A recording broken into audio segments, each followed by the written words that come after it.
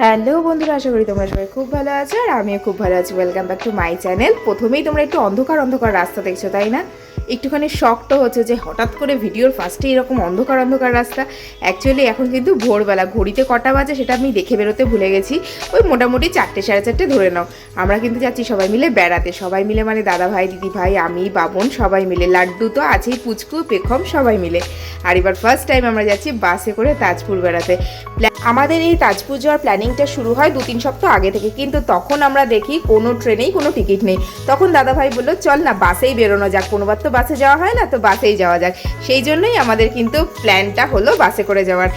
সুতরাং আমরা খুব এক্সাইটেড। আর এই যে মজাটা, এটা কিন্তু আগের দিন রাত্রি থেকেই শুরু হয়ে গিয়েছিল, কারণ দাদাভাই দিদিভাইরা সবাই আমার ফ্ল্যাটে আগের দিন রাত্রিই চলে এসেছিলো। তো সারা রাত্রির আড্ডা মেরে গল্প করে আর অল্প একটু ঘুমিয়ে আমরা কাটিয়ে দিয়েছিলাম। আমাদের থেকে বেশি এক্সাইটেড ছিল পুচকুগুলো। সকাল সকাল উঠে কিন্তু সবাই রেডি হয়ে গিয়েছিল। আর একটু টেনশন কাজ করছিল, কারণ বাবনের বিভৎস ভমিটিং হয় বাসে, আর আমার অল্প স্বল্প, তাই একটু টেনশনের মধ্যে দিয়ে যাচ্ছিলাম। কিন্তু দেখা যাক না কি হয়। এই এক্সাইটমেন্ট নিয়েই আমরা ঠিক করলাম বাসে করে এবার চলে যাব তাজপুরে। তো চলো, গুড মর্নিং। এখন ঘড়িতে বাজে ঠিক 5টা 8, আর বারাসাতে তিতুমির বাস স্ট্যান্ডে আমরা সবাই পৌঁছে গেছি। আর আজকে আমরা যাচ্ছি হচ্ছে তাজপুরে। আমি, দাদাভাই, দিদিভাই, বাবন, পেখম, পুচকু, তারপরে লাড্ডু, সবাই মিলে আমরা আজকে যাচ্ছি তাজপুরে। তো আমরা এবার প্রথমবার ফার্স্ট টাইম আমরা বাসে করে যাচ্ছি। এর আগে পর্যন্ত যখনই গেছি ট্রেনে অথবা গাড়িতে গেছি, ফার্স্ট টাইম নিউ এক্সপিরিয়েন্স যে বাসে করে যাব। হ্যাঁ, তো খুব এক্সাইটেড। আমাদের বাস 5:30টায় মোটামুটি টাইমিং, তো 5টা 8 বাজে আমরা সবাই পৌঁছে গেছি এবং সবাই ওখানে অপেক্ষা করছে পিছনে, ওই যে সবাই ওখানে দাঁড়িয়ে আছে। তো আমি তোমাদের সঙ্গে জাস্ট ইন্ট্রোটা সেরে নিলাম। তো চলো এখন থেকে ঠিক জার্নিটা শুরু করছি। বাসে উঠবো, উঠে তারপরে যেতে যেতে তোমাদের সঙ্গে কথা হচ্ছে। তো এখনও বাস আসেনি, বাবন একটু চা খেতে গেছে, আমি আর চা খাইনি, ওখানে সবাই ওয়েট করছে। তো চলো বাসে উঠে তারপরে আসছি।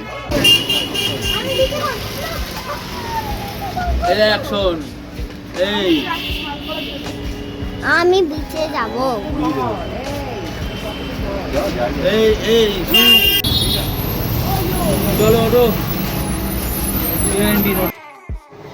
আর দেখতেই পাচ্ছ, দেখতে দেখতে আমাদের বাস এসে উপস্থিত হয়েছে। আর বাস কিন্তু একদম টাইমেই এসেছিল। আর এই বাসটা এসেছিল হাবড়া থেকে, আমাদের বুকিং ছিল বারাসাত থেকে।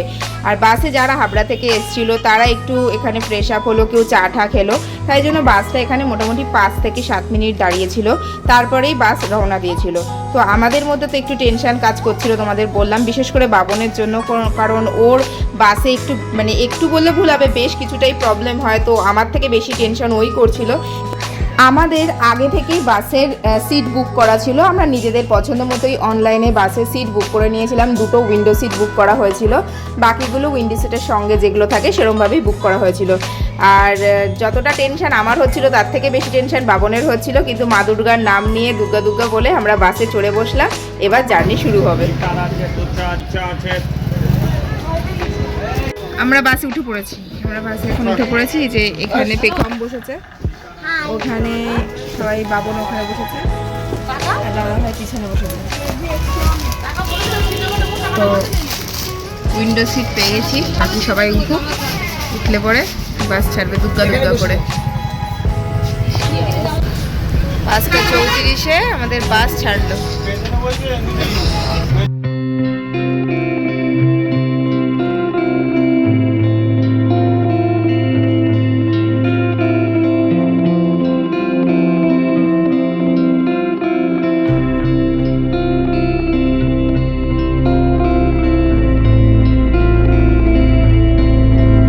দেখতে দেখতে অনেকটাই রাস্তা চলে এসেছি, হট করে চোখটা লেগেও গিয়েছিল, বাট হঠাৎ করে গাড়িটা দাঁড়িয়ে পড়ায় ঘুমটা ভেঙে গেল। আর ঘুমটা ভেঙেই দেখলাম তখনও সবাই ঘুমাচ্ছে, বাট শুনলাম কোলাঘাট নাকি সামনেই।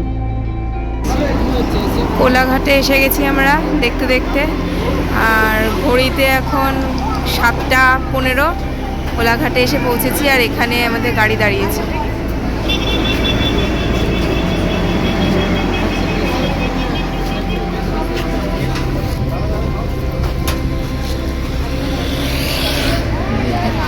এর আগে বাই রোডে যখন আমরা গেছি তখন আমরা নিজেদের পছন্দ মতো একটা রেস্টুরেন্ট বেছে নিয়েছি, এবং সেখানে আমরা ব্রেকফাস্ট, চা খাওয়া, একটু রেস্ট নেওয়া, একটু ফ্রেশ আপ হওয়া সব করেছি। সব কিছু মিলিয়ে আমাদের টাইম মোটামুটি 45 মিনিট এমনিই লেগে যায়। সেখানে দাঁড়িয়ে এখানে মাত্র টাইম লিমিট ছিল 5 থেকে 10 মিনিট, যেটা একেবারেই অল্প। আর এখানে বাসগুলোর একটা নির্দিষ্ট রেস্টুরেন্ট ধরা বাঁধা থাকে এবং সেই রেস্টুরেন্টও জানে কখন বাস এসে দাঁড়াবে, সেই অনুযায়ী নাকি ওরা ব্রেকফাস্ট অলরেডি বানিয়ে রেখে দেয় আর এসে অর্ডার করলেই সেইগুলো ওরা সার্ভ করে দেয়, যেটা আমরা একদমই জানতাম না। এত অল্প সময় শুনে তাড়াহুড়োর মধ্যে আমরা ব্রেড অমলেট অর্ডার দিয়েছিলাম, যেটা একদমই ঠান্ডা ছিল এবং বিচ্ছিরি খেতে ছিল, কারণ সেটা অলমোস্ট 1 থেকে 2 ঘন্টা আগে নাকি ওরা বানিয়ে রেখেছিল। স্বাভাবিকভাবেই সেটার টেস্ট কীরকম হবে তোমরা বুঝতেই পারছো। জানা ছিল না বলে অর্ডার দিয়ে ফেলেছিলাম, আর অর্ডার দেওয়া জিনিস তো নষ্ট করা যায় না, তাই বাধ্যবশত খেতে হয়েছিল। আর খিদেও পেয়েছিল সব বাচ্চাগুলোর এবং আমাদের, তাই কিছু শুকনো বিস্কুটও ওখান থেকে কিনে নিয়েছিলাম, কারণ বাচ্চাগুলোকে এই জিনিসটা আমি পুরোটা খেতে দিইনি। আর একটু চা অর্ডার করেছিলাম, যে চাটা বলতে গেলে অর্ধেক খেয়েই ফেলে দিয়ে উঠে যেতে হয়েছিল, কারণ গাড়িতে ডাক পড়ে গেছিলো। কোনো রকমে খেয়ে আমরা বাসে উঠে গেছি, বাস আবার ছেড়েও দিয়েছে। একদম 10 মিনিট সময় পেয়েছিলাম দাঁড়ানোর জন্য। কোনো রকম একটু ডিম টোস্ট আর চা অর্ধেক খাওয়া হয়েছে, খেয়ে বাস ছেড়ে দিয়েছে, বেরিয়ে পড়েছি।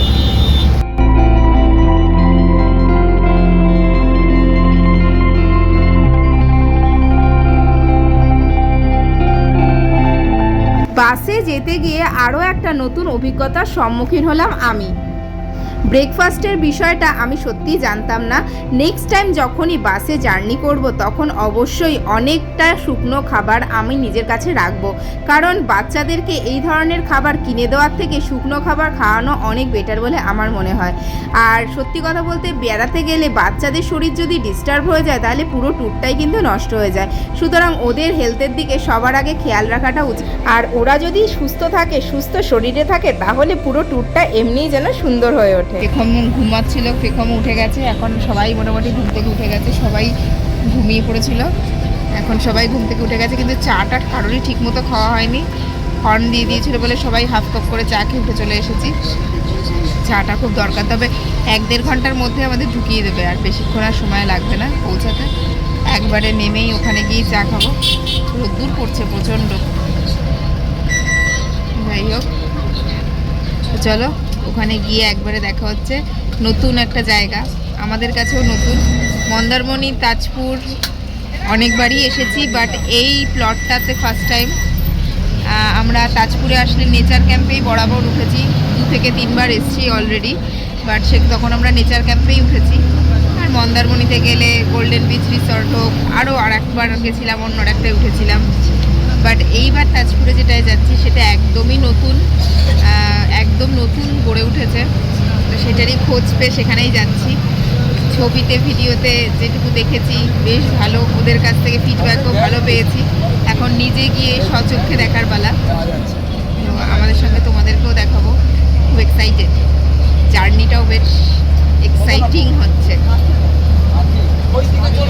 চলো গিয়ে একবারে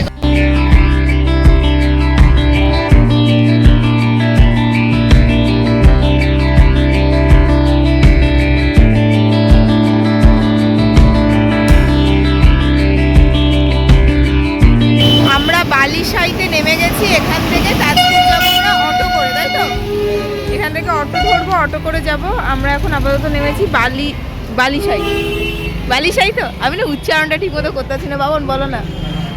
বালিশাই।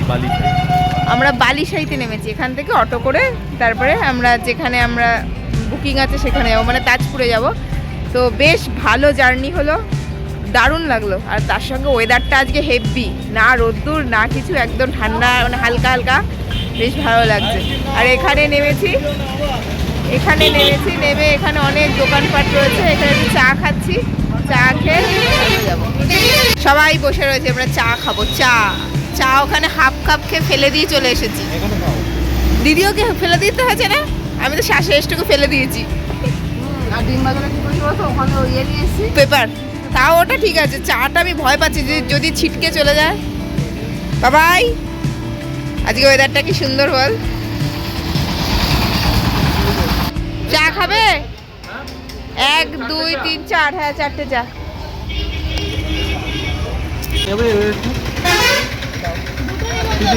হ্যাঁ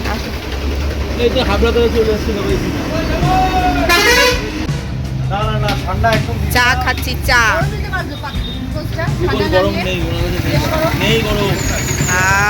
চাটা হেপি বানিয়েছে, হেপি। ওখানে ফেলে দিয়ে চলে এসেছিলাম চা, এখানে যেটা খাচ্ছি হেপি। কদিন আগে বমির ইনজেকশন দিতে হয়েছে।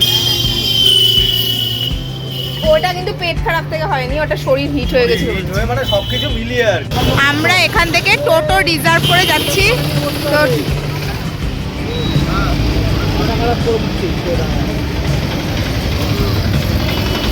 বাবা এখান থেকে আমরা টোটো রিজার্ভ করে নিয়েছি।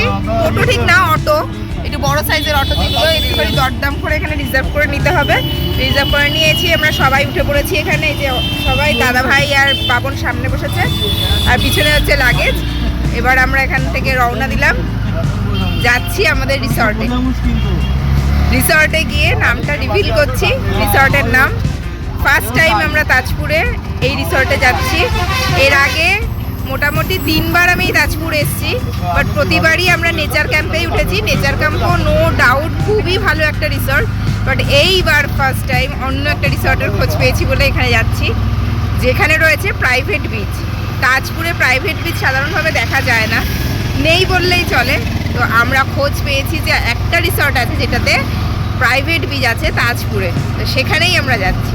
তো গিয়ে তোমাদের একবারে দেখাচ্ছি নামটা। মা দুর্গার মূর্তি তৈরি হচ্ছে এখন, ওখানে মা দুর্গার মূর্তি তৈরি হচ্ছে, সামনে অন্নপূর্ণা পুজো, সেই জন্য আমরা গিয়ে এবার সমুদ্রের পাড়ে বসবো।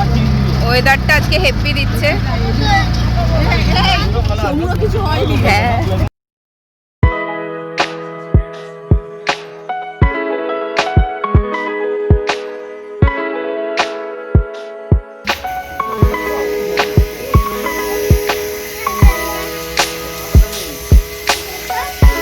আমরা রিসর্টে পৌঁছে গেছি, আর আমরা এসেছি তটরেখা রিসর্টে। আমি নামটা বলে দিলাম, আমরা এসেছি তটরেখা রিসর্টে। এই হলো তটরেখা রিসর্টের এন্ট্রান্স। আমরা এই যে অটোয় করে এসেছি, এখানে বিছালি দিয়ে কিছু একটা বানানো চলছে, এর ভিতরে ঢুকবো।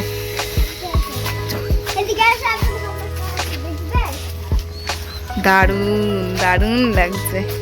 পেখম আর ধৈর্য রাখতে পারছে না, দৌড়াচ্ছে সমুদ্রের দিকে।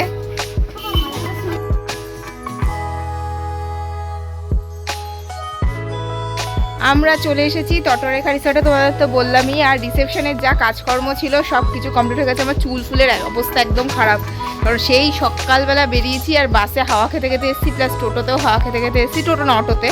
তো চুল টুলের অবস্থা খারাপ, ঘরে গিয়ে ফ্রেশ হব। তো আগে পেখম আর লাড্ডু দুজনেই চলে গেছে দোলনা চড়তে, ওরা দোলনা চড়ছে, সঙ্গে বাবনও গেছে। আমি একটু যাচ্ছি দেখতে, দারুণ লাগছে, দারুণ দারুণ। এই যে এরা এসে এদের কাজে লেগে গেছে। 3 দিনের জন্য এটা হচ্ছে পেখমের চটি পড়ে গেছে, পেখমের সব ফেলে দিয়েছে পেখম। আগামী 2 দিনের জন্য এটাই পেখমে থাকার জায়গা, খাওয়ার দাওয়া সব এখানেই পাবে। আমি একটু সমুদ্র দর্শন করে আসি। রুম তো ক্লিন হয়নি, রুমটা এখনো ক্লিন, আমরা যেহেতু একটু অ্যাডভান্স এসেছি, রুমটা এখনো ক্লিন হয়নি। তো দাঁড়িয়ে থেকে কি হবে, একটু একটু ঘুরে নিই। কচুরি পানা মতো একটা কিছু সামথিং ফুড।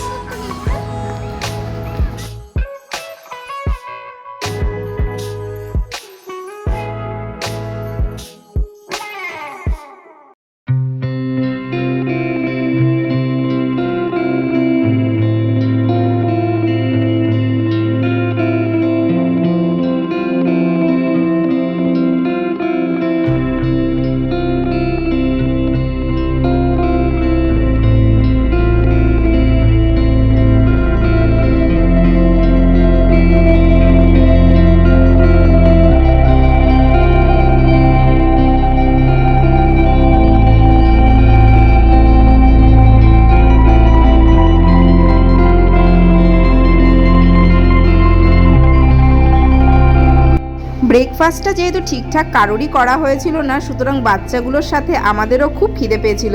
আর ওখানে যাওয়ার পরপরই ওরা বলল গরম গরম ম্যাগি করে দিতে পারবে। তো আমরা আর ভাবনা চিন্তা না করে ঝটপট গরম গরম ম্যাগি অর্ডার দিয়ে নিয়েছিলাম, আর সেই ম্যাগি নিয়ে আমরা এখন বসে পড়েছি। এগ দিয়ে ম্যাগিটা কিন্তু দারুণ দেখতে হয়েছিল, আর এত দারুণ দেখতে হয়েছিল ওটা দেখে আমাদের খিদেটা আরো দুগুণ কেমন কেমন লাড্ডু হ্যালো বেগম কেমন ইয়ামি হ্যাঁ এখানে একটা স্পুন দিও। আমি মেটটা দিয়ে খেয়ে নেবো, আমার লাগবে না। আমি এত টাকা দাম নেই বলছি না রে তারও পরে বালিশ দিয়ে আমি একটু টেস্ট করবো। আমাকে দিচ্ছে না,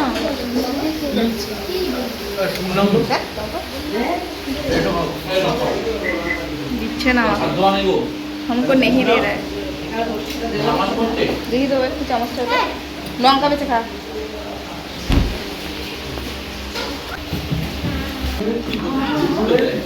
ম্যাগি এমন একটা জিনিস, পাহাড় হোক কিংবা সমুদ্র হোক কিংবা আমাদের লোকাল জায়গা হোক, সব জায়গাতেই ভালো লাগে, সব ওয়েদারে ম্যাগির টেস্টটা মিশে যায়। বরফে গিয়েও ভালো লাগে, পাহাড়ে গিয়েও ভালো লাগে, সমুদ্রে গিয়েও তো ভালো লাগেই। কিচেন হচ্ছে খাবার জায়গা, সবাই ম্যাগি খেতে ব্যস্ত এখন।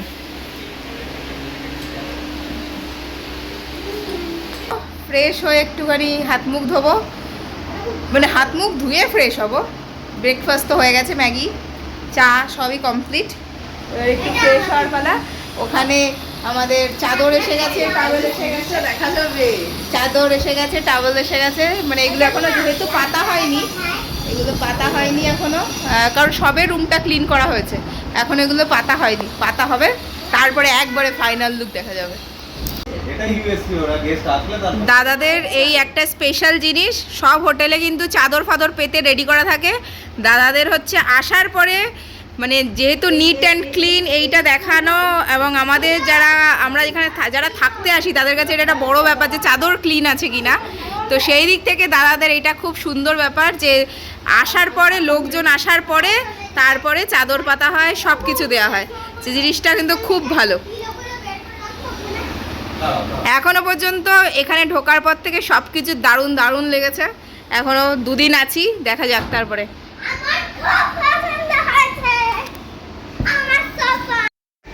রুম এবার পুরো রেডি, চলো তোমাদেরকে একবার রুম ট্যুরটা করিয়ে দিই। ঢোকার সঙ্গে সঙ্গেই সাইডে ছিল ক্যাবিনেট, আর অন্যদিকে ছিল বাথরুম, একটা বড় আলমিরাও ছিল, আর এখানে শু র্যাক ছিল, এখানে জুতোপত্র রাখা যায়, আর এখানে তুমি জিনিসপত্রও রাখতে পারো, কোনো অসুবিধা নেই, যথেষ্ট স্পেস ছিল। তার সঙ্গে চায়ের সরঞ্জাম এবং ইলেকট্রিক কেটলির সুব্যবস্থায় ঘরে রয়েছে। বাথরুম তো নো ডাউট খুব পরিষ্কার ছিল, আর সত্যি কথা বলতে রুম ছিল বিশাল বড়, 4 জন ইজিলি এখানে থাকা যায়।